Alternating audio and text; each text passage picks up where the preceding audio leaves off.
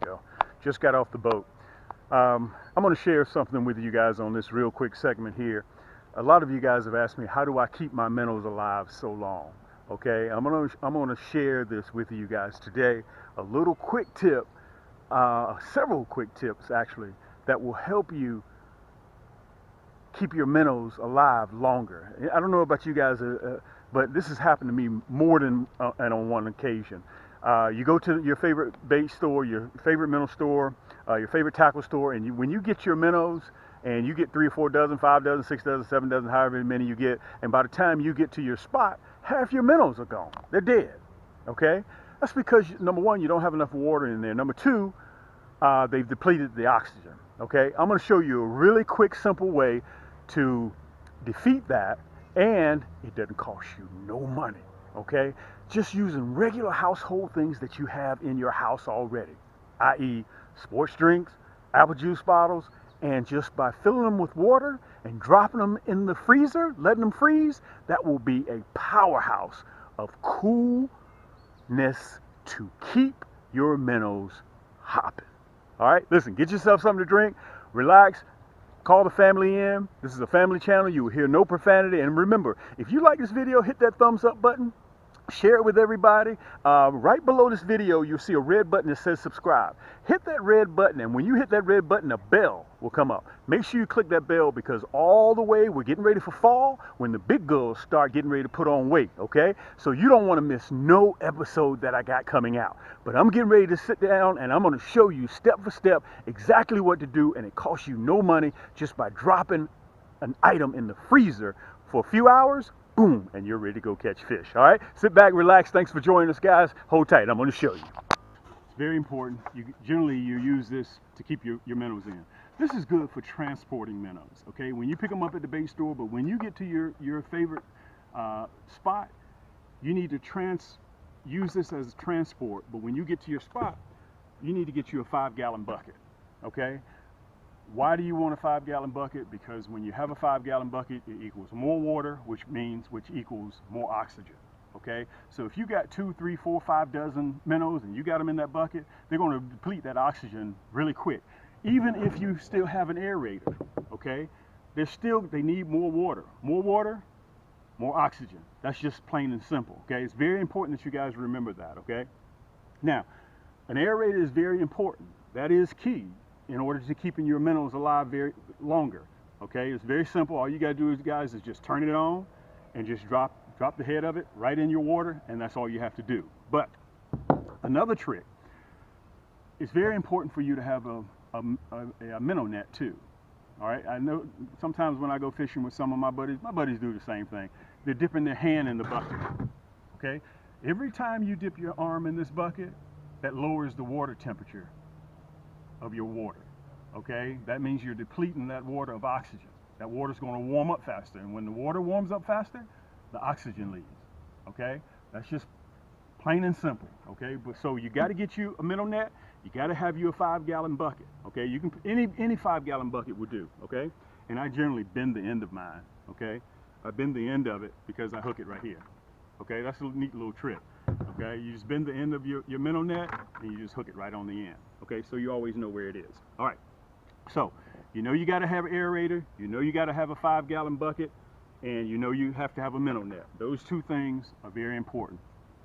Now, one thing that you have around your house that you never really think about is Powerade, Gatorade, apple juice. All of those containers, when you get finished with them, you generally discard them or recycle them, whichever one that you do. But if you take about 5 or 6 of them, even 7, depends on how often you go fishing, and you fill them with water, just like this. You fill them with water, okay? And after you fill them, you make sure that the top is screwed on tight, and you put them in the freezer.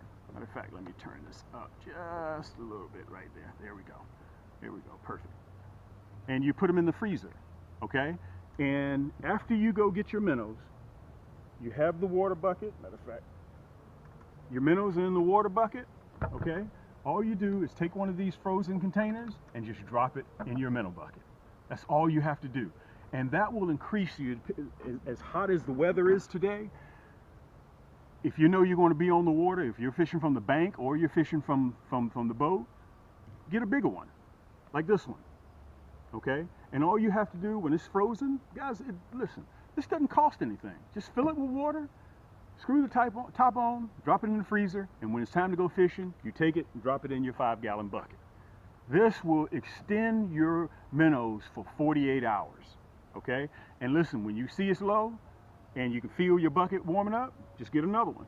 Pull this one out, drop the other one in, okay? Little tips like that will help you land more crappie in the boat, okay? It's just the little things. And that's what we at Cam's Crappie Hole, we're designing to do. You can get these at any bait and tackle store, okay? You get these for transportation. Even if you're coming home and you don't have a 5-gallon bucket,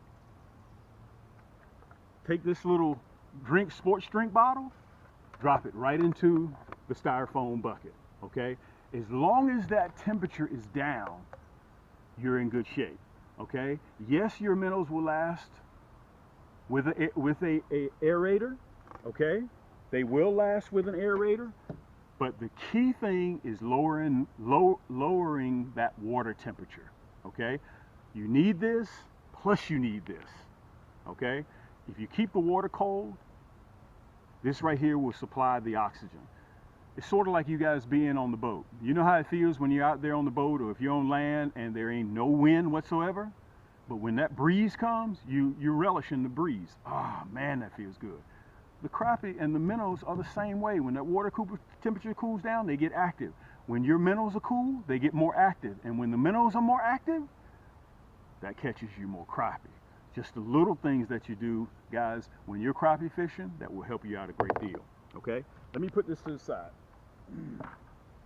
Okay, coming up, I want to show you guys, you've heard me mention about our slow death hooks, and you've heard me mention about the regular Aberdeen hook, okay? Let me put it up there to the camera so you can see it real good. This is the Aberdeen hook. I want you guys to see it real close. I don't know if you guys will be able to see that or not, but I want to let you see it. You can see the shank, okay? It's just a straight shank, and you can see the gap in that hook, okay? Guys, I want to introduce you guys to our slow death, okay? Slow death. This is the deadly blood red. Let me see if I can show you the difference in the shank between the two. You see that? That's that slow death. Look at that shank. Can you guys see that shank? Let me hold it up there to the camera so you can see that shank. You see how it's curved? That's why we call it the slow death crappie hook, okay? With that evil point.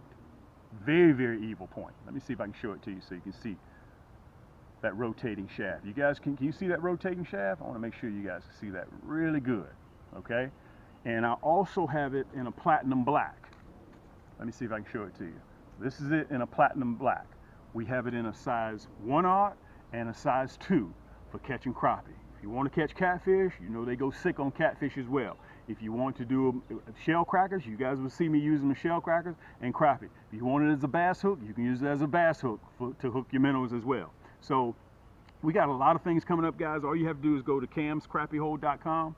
We got new rod and reels that'll be coming out, but I wanted to pop in here real quick and show you guys that slow death crappie hook. It's very important. It's going to be on the market here really, really soon. I think I'm going to have a feature of it on the website. All you got to do, again, just go to camscrappiehole.com.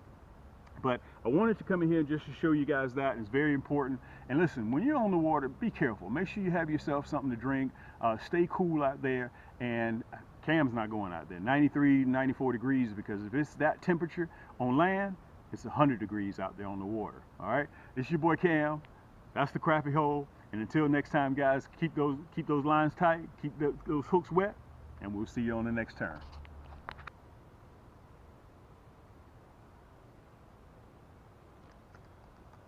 For that shot.